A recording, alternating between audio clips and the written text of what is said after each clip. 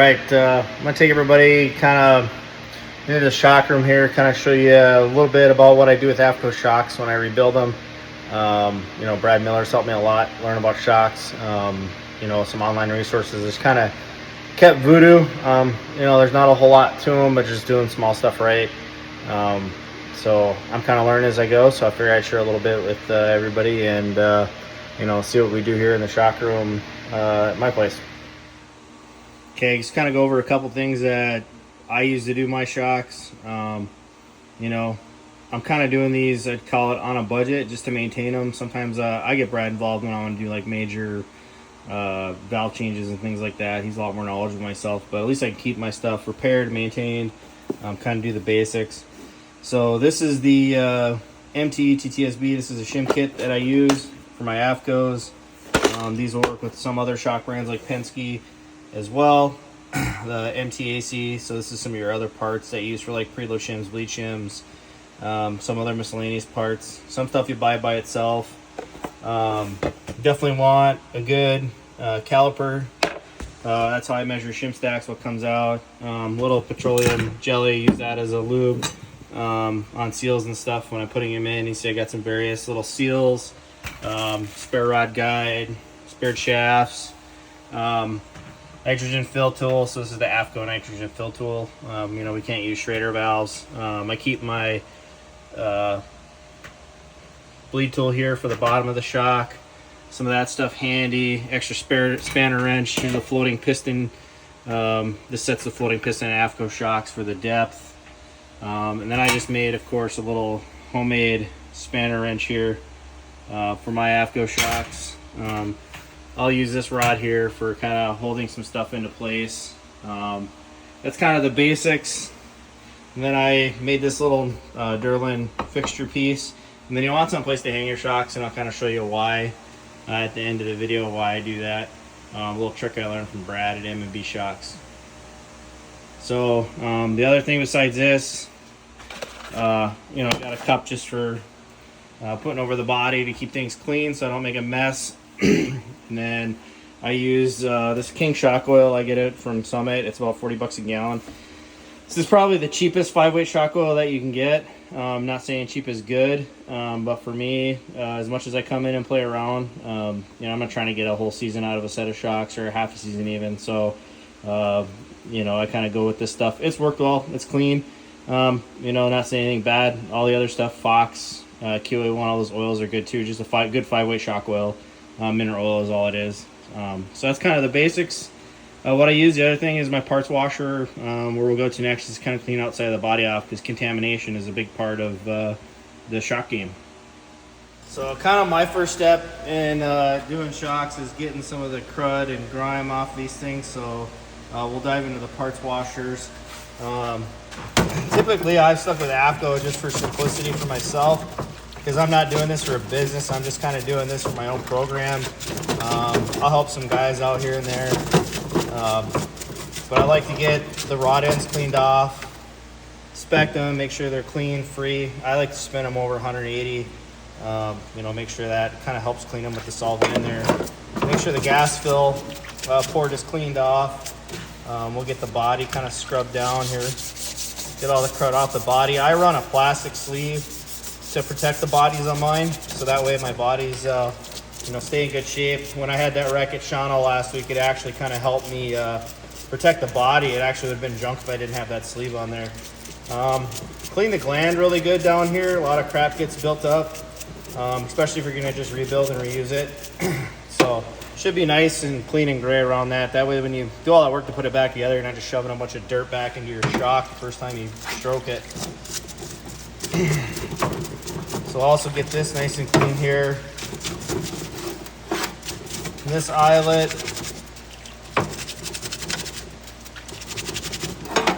make sure it's good. So everything's nice and clean. Then I kind of just give it a little parts cleaner just to dry it off. This is all mineral solvents that I have in here. I'll just take a rag and wipe it down and dry it. So that's kind of just getting the basics, get it clean. All right, so the next step will be taking these base valve shocks apart. So because this has a base valve in it, I don't have to worry about pressure coming out and taking this port off. If I was going to do like a straight body sport mod shock with a separator piston and gas in it, that floating piston isn't captured, so you definitely would want to bleed off pressure here first before you did anything. So I'll go ahead and slap a cup on here. That'll just help for making a mess, and then the next thing we'll do is pop a rod end off here and get ready to take this apart. So I kind of want to show, as you can see down in there, that is your base valve. It's held under the snap ring. I usually don't mess with that too much. You know, I kind of bought these shocks from BHE, you know, good shocks, built well, just didn't quite work with their tracks here in Wisconsin, so I just have been making some adjustments to them as I go. You know, definitely not claiming to be a shock guru, but as you can see how nice and smooth that bore is, there's no nicks or dings. The piston goes in and out of it with no fluid in it, without binding up. So we'll just give this a quick clean out, and then we'll take that shim stack apart. Right, wrong, or indifferent, I don't really care. This is kind of what I do, just for a quick inspection. Take off this nut. Kind of old mechanics trick. I put everything back as I get it. So there's a spacer on there to take up some space. This is a conical stack on the linear side of the piston. So this side is the linear side of the piston, this side is the digressive side. The way this goes, compression is on the side of the gland, rebounds on the side, that's on the nut side. So pop this off, just make sure these bands are in good shape, you don't see any wear on the piston scoring on this bushing here, or piston band. Whatever you want to call it, it's just basically a bushing to make sure the shock goes in and out of the body without wrecking the body. Maybe that glides. It's probably out of like a Teflon or something like that. So I like to kind of keep things the way they come off. So I'll put the linear side of that up. Got my parts here. This is just how I don't do this every day, so I keep it you know, organized. I'm not telling you how to do this. I don't plan on doing it for 11. This is just how I do it to maintain my stuff and not have to pay $100 a shock. I'll have probably $20 into doing my shocks this week just to go through them and check them out if I don't have to replace any parts. I think I had one bleed shaft, and the one that I wrecked, that was about 35 bucks, 38 bucks, and one gland for another 50, 60 bucks. So $100 into repairing my right front shock, and then another $20 in oil to go through them all. So we'll just quickly go through this shim stack here. So I'm looking for is just burnt shims. We'll give it a quick measure and kind of see where we're at.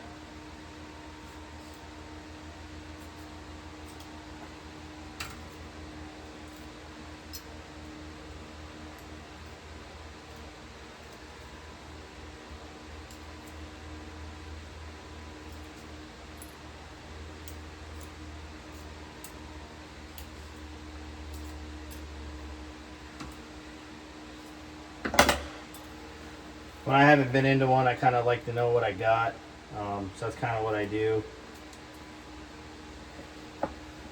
So this washer here kind of acts as a capture for this, I don't know what you call this. This is like a wire keeper spring clip. This comes over the top. It kind of keeps it from expanding, so that holds all the weight from your valve, your body, and everything. It kind of just keeps it from popping off. So I got this shim sack is good to go. We'll slap this guy back on here like that. I didn't see any burnt edges. When you see things like this right here, those are that's when I replaced shims. Things like that, like you see here, this piston's got a ding in it. Rod guides, they got dings in them. The Teflon's wore out on the inside of that, and you see brass. Seals wrecked. All that fun stuff. That's when I kind of just replace stuff, get rid of it, put new stuff in. So the aggressive side of the piston down. kind of inspect the conical stack real quick. This shock was done not too long ago, so I'm not too worried about it. As far as the shims, I know they're in pretty good shape. Again, I'm a budget racer. You send this out to somebody that does these for a living, they're just going to replace them all. They're going to charge it for you. Don't blame them because their name's on the line. They got to do what they got to do. Put that spacer back on. Put our nut back on. This goes on one way right here. I'm not going to get into shimming. That's a whole science to itself. I tend to not be as aggressive with the shim stacks as some people do. That's why, you know, I think the car stays a little more compliant. If I put somebody in my car, they'd probably be faster than me. I started racing late in life. I do this for fun. It's a hobby. So there you go. That's put back together. I know the shims are all in good shape. This thing, you know, wasn't dirty. Didn't see anything obviously wrong. Do see here a little bit of marking on the bottom of the gland, so this may have bottomed out a few times. Being on the limiter, that was something I kind of found with the chain limiter, is you want about an inch left in here when you're on your chain. So having this inch of space in here when you're on the tracks, there's oil between your valve and the bottom. Because as you can see, if this is bottomed out, how's this going to work? So that's something I kind of figured out this year that was causing me some problems. It's just a quick little tip. But yeah, overall this looks in good shape. The body looks in good shape. You know, I'm going to make sure we put this back together. Fresh oil in it.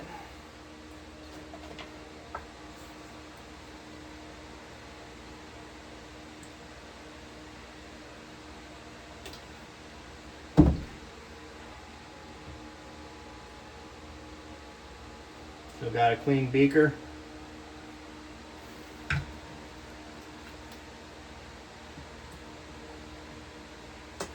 We'll yeet some fresh oil in this thing. I think yeet and got the riz. I don't know, whatever Bigfoot's saying on TikTok nowadays. Clean flask. I got a few of these, some for dirty oil, some for clean oil. I try to clean these out when I'm done, otherwise dirt sticks into them. So I just fill that up. Alright, so this body is full of oil. Put our oil cup back on. Try to keep things a little bit clean here. Not get too messy. So the more aggressive you are with the valve, the harder it can be to bleed shocks. Some of the tricks Brad gave me really has helped this year with that. Basically, you're going to need overnight or a couple hours to fully get your shocks bled. I don't mind wasting a little bit of oil. You can see all the bubbles coming out of this guy right now. I just work it in slowly. I kind of rock it, tilt it a little bit here. This has a very aggressive compression with no bleed in it. So we're kind of rocking out quite a bit of pressure to get this to move down. So as you can see, we'll just keep bleeding and working this down. We'll bleed all the oil out of this guy, or the air I mean.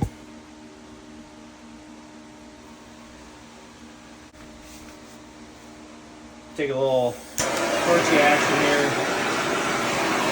Keep it moving and just get some heat going, and this looking out for viscosity of the oil. You don't want to burn the oil, you just want to do this lightly.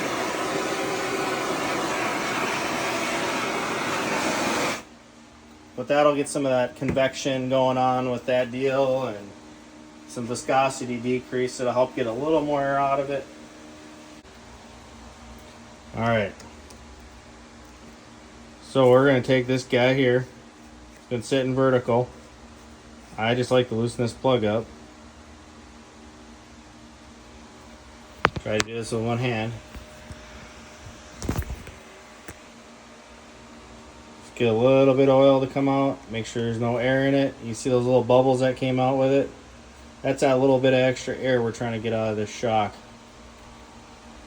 that makes all the difference in the world. So now that we got that done, we'll double check our air. All right, nitrogen time. So got a shock build tool here for the Afco with the whatever thing here IMCA makes us do. Call it tamper proof, whatever. It's called just a pain in the ass. To bleep that out later, now that I swore. So I've got this set up with a no loss chuck. The way these work is it's open on the Schrader valve or whatever you want to call it in there. Out, it's off. You thread this on. There's a little Allen head inside of here. That little Allen head, you came and you turn this out until you hear a click. Okay, I heard my click. This is just the easiest way that I found to do this for myself.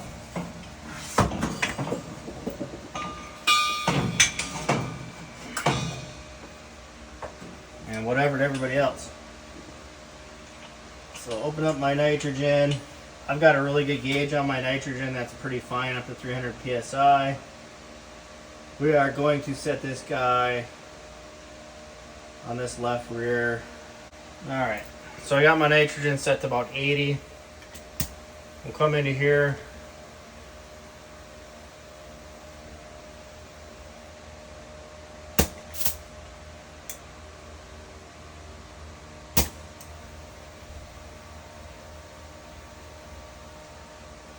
So, a little low.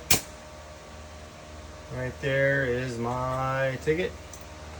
I like it to where this gauge will hold the pressure.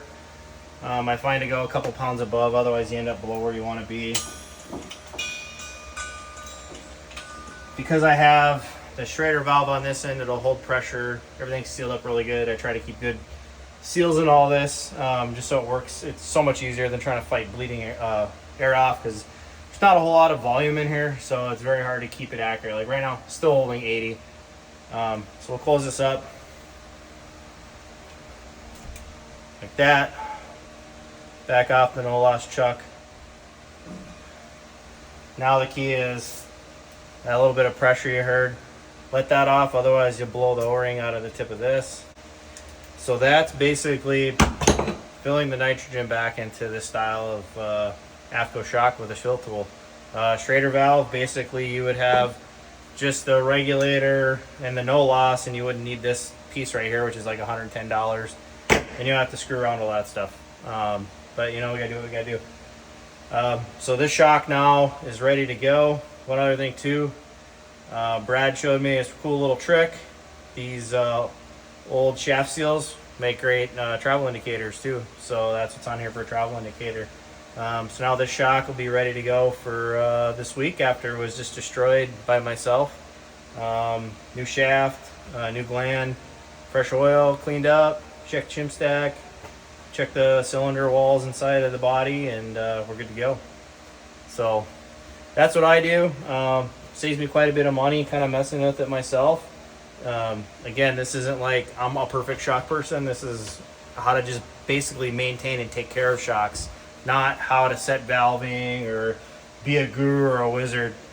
Those guys are, you know, got their stuff going on. They really understand this at a deep level. I know enough to be dangerous.